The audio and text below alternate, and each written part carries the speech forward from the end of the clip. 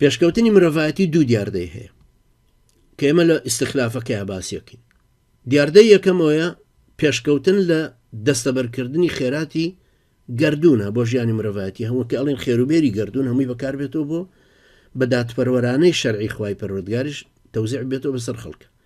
ئەو نەوتە هی کاکە باڤێڵ و کاکە قوباد نییە، یا هی دایکیان، یا هی حاکم قار، یا هی فلان و فیسەر، تاغوتی پارتیە هیەچێتی، ئەوە مڵکی ئەو خەڵکەیە. ئەو خەڵکە هەمویان مڵکیان لەوەیە هەیە، نەک ئەم خەڵکەی ئێستا زیندون نەوەکانی داهاتوش مڵکیان لەمەیە هەیە، حسابیان لەمەیە هەیە. کەوابوو یەکێک لە وەزیفەی ئیستیخلاف هەموو جارە تکرار یەکەمەوە دوای ناسینی خوای گەورە و پەرستنی وما خلقت الجن والإنس إلا ليعبدون، وەزیفەی دووهەم شوێنکەوتنی پێغەمبەران بۆ ئیستیخلافەکەیە، بۆ ئەوەیە کە سەروەرەتی شەرع باڵادەست بێ لە وڵاتەکەیە. خێر و خێراتی ئەو وجودە، ئەو شوێنەی کە تایە ئەژین بەکار بێتەوە بە دادپەروەرانە تەوزیع بکرێتەوە بۆ خەڵکی، بۆ ئەوەی کامرانی و شادی بۆ خەڵکی بهێنرێتەوە بەرهەم. پێشکەوتنی مرۆڤایەتیەکەش لەمەیە.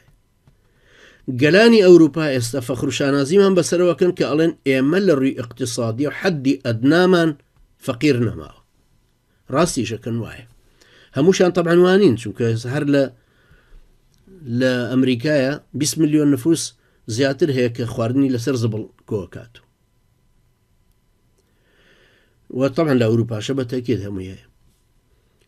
دیاردەی دووەم ئەوەیە پێشکەوتنی مرۆڤ لە بوارەکانی ڕەوشت و ڕەفتار و جێگیری و ئەمان و ئاسوودەیی و دادپەروەری قانون و زانینی ماف و ئەرک و دەسەڵاتی تاک و دەستگا و ئۆرگان و دائیرە و دەسەڵاتەکان.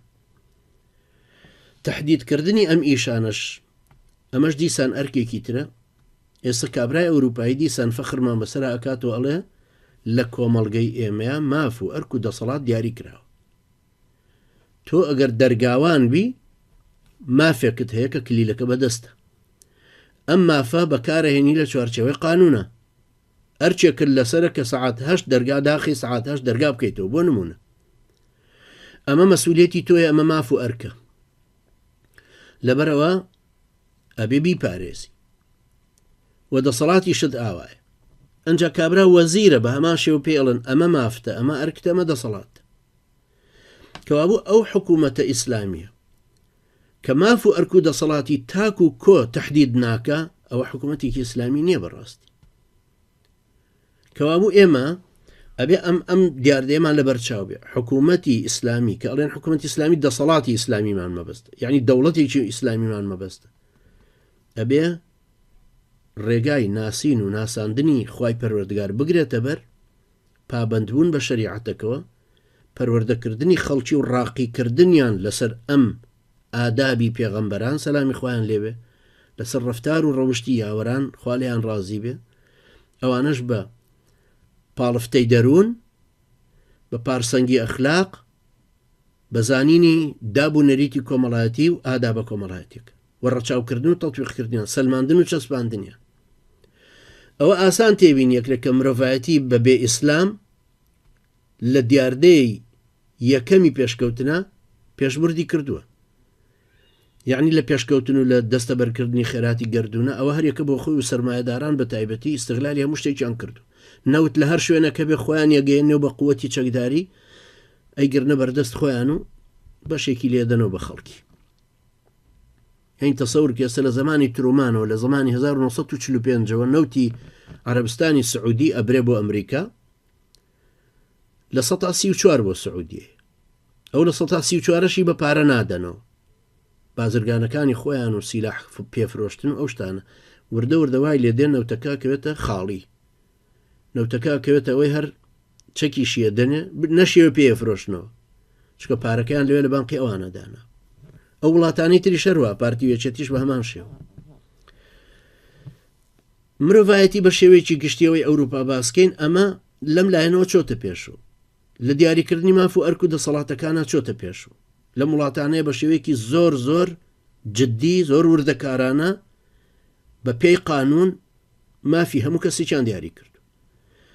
کەس بۆی نییە بە ئینقلابی عەسکەری بێتە پێشوو، حکوومەتە هەڵەبژێرێ. ئەم حکوومەتە لە سیستمی وڵاتەکە دەرناچێ، لە دەستور دەرناچێ مەلیک هەیە یا ڕئیس هەیە بەڵام سەلاحێتی محددە هەموو شتەکان ناگەڕێتەوە لای ئەو هەموو شتەکان هەندێشە دەگەڕێتەوە بۆ کۆنگرس سەلاحێتی ئەوە ماف و ئەرک و دەسەڵاتی کۆنگرس جودایە لەگەڵ ماف و ئەرک و دەسەڵاتی ڕئیسە یان لە خواروتریا وەزارەتێک یان CIA دەستگایەکی تری ئەمنی لە هەر یەکێک لە وڵاتانە ئەمانانە متحدید کردو لە ئیسلامە ئەمە گومانی تیانی هەمووی وایە لە ئیسلامە چۆن لە وڵاتانە حاکم بۆی نییە قازیەک تەعینکە قازی بە سلسلەی مەراتیبی خۆی سەرەکەوێ بە قازی لە ئیسلامە هەروە بووە شوڕێحی قازی 50 دانە ساڵ قازی بوو لە زمانی عومەری کوڕی خەتاب بۆ قازی بوو تا زمانی یەزیدی کوڕی معاویە لابرا عمریشی درێژ بوو عمری نزیکی 80 ساڵ باش لە ئیسلامە بە هەمان شێوە ئەبینی ئەمانە هەیە ئێمە ئەگەر بێت و وا تەسەورکەین کە دەوڵەتێکی کافرمان بۆ دروست دەبێت و حکومەتێکی کافرە توانە زەمانەتی حقوقەکانمان بداتێ ئێمە زۆر دواکەوتوین بەڕاستی ئێمە زۆر دواکەوتوین لە تێگەیشتنی خودی دینەکە